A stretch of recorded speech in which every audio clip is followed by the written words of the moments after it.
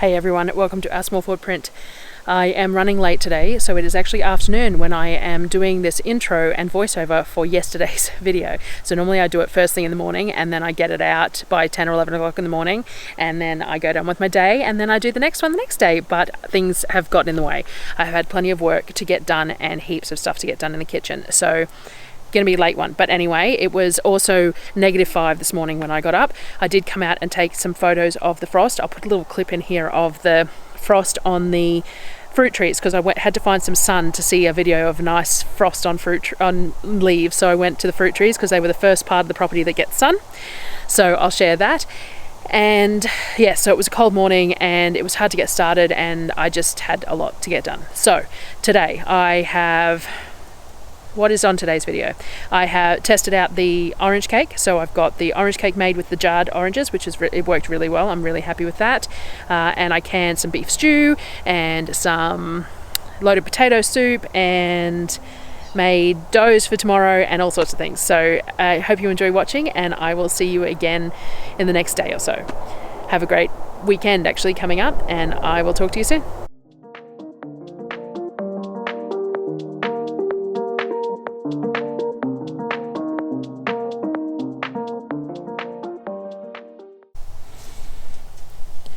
I wanted to make a test of the orange cake with the jarred oranges today. So this was one of the highlights of the day, I suppose. So the jar ended up with about 500 grams of puree in it, which is a little bit less than I would normally use in 2 cakes, but I was going to give it a go with my standard recipe anyway. I was probably a little ambitious in putting it in the Thermomix, the whole batch, but I managed to get it to work. So it was 1 jar of the oranges, so about 500 grams of pureed orange with 500 grams of almond meal. It can be natural or blanched, it doesn't really matter, and 12 eggs, as well as 300 grams of sugar. You could probably take that down a little bit more, but that's already a lot less than most of these recipes have, so it really depends on your tastes and your family's tastes. And then 2 teaspoons of baking powder. So I just threw it all in the Thermomix and I whizzed it all up together. I didn't think it was going to work, but the bowl managed and it all managed together. So it's a double recipe, so you could halve it. I just wanted to throw the whole jar in there as a double recipe and give it a go, and it worked out all right. Because the oranges are pureed in the jar beforehand, I could probably have done it in my KitchenAid. Normally I do it in the Thermomix because I'm pureeing the oranges at the same time. But anyway, I thought I'd show you while I was doing this, in case you aren't aware of a method of cutting a piece of baking paper for a round baking tin. So you break off a piece that's a square larger than the circle, and then you fold it in half again, and then you fold it edge to edge to make a point and edge to edge to make another point, and then you hold it with the point in the middle of the baking pan, and then you cut along the edge of that piece, and then when you open it up you've got a circle that is the diameter of your tin. So I didn't realize that this was something that not everyone knew how to do, so I thought I would share because someone was asking me about it. So that's how I cut the bases for my tins. Now I just line the base and I use a bit of fat on the edges of the tin. I like these wider tins for this apple cake because it can be such a dense cake, it can be hard to cook all the way through without burning, so I like it to be spread out in these baking tins. If you were using something that was a bit higher or narrower, you might have to adjust the cooking time a little bit. So I made 2 tins of it with the cake mix to fit in my oven. So yes, 2 of these cake tins with that 1 batch.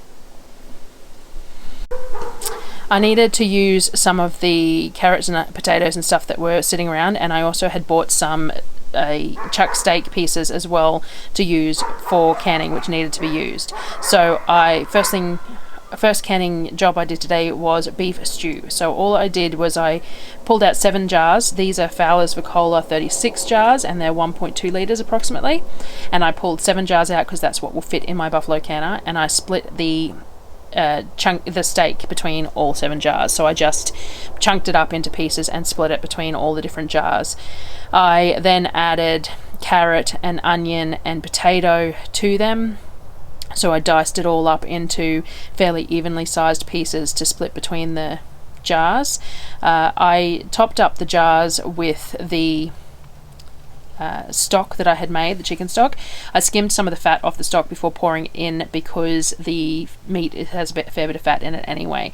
Now, you're probably supposed to heat this stock up before pouring it in the jars, but I think that's more just so that it doesn't take as long for the jars to get up to temperature, and therefore they're not cooking for as long. But I like these things to cook for a long time because they're stews and soups, so the longer they cook, the more tender the meat is and the softer the veggies are and things like that. So for me, it's not an issue.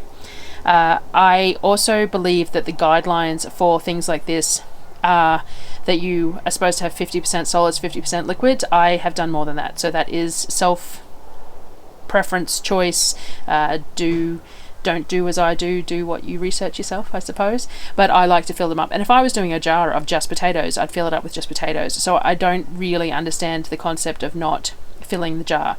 I probably overfilled these very slightly because of I did get a little bit of siphoning because of the fat from the beef, but they all sealed and were fine, so I'm happy with them anyway. I use double clips on my jars that are going in the pressure canner. Again, that's not the done thing. You're only supposed to use a single clip, but my clips are all secondhand and quite old as well, so some of them are quite stretched. But regardless, I prefer to use 2 on my pressure canner jars, so that's what I did. They go into the canner and they process for 90 minutes.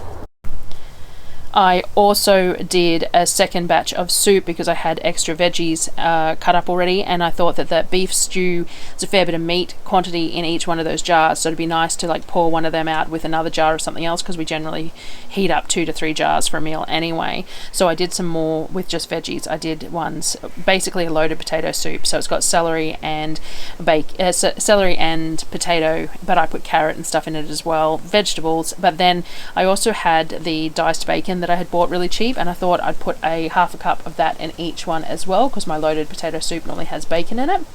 Again, guidelines don't like bacon in canning. It is something to do with the density of cured meats and not being able to say definitively that it gets up to temperature.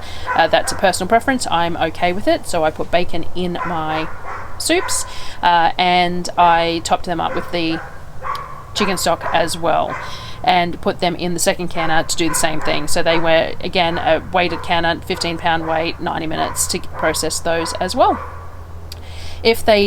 You have to process to the item in there that takes longer. So if I didn't put the bacon in there, I could have done them for 40 minutes, I think it is, because onion is the item that requires the longest canning time. But because I put the bacon in there, it has to be canned for meat times. I pulled the cake out of the oven and they looked great. So it looks perfect. I sliced one up. This is what it looked like sliced. So it is not quite as moist as the higher amount of orange, but we actually quite liked it like that. It was nice, and it's going to stretch the orange a little bit further anyway. The taste was perfectly fine though, and it still had that bright orange flavour, so there was plenty of orange in there to do that, and it cooked up really well. So happy with that, and I'm going to do more of those jars. For dinner tonight, I did some roast potatoes. So we've got plenty of potatoes at the moment, so I just cubed them all up.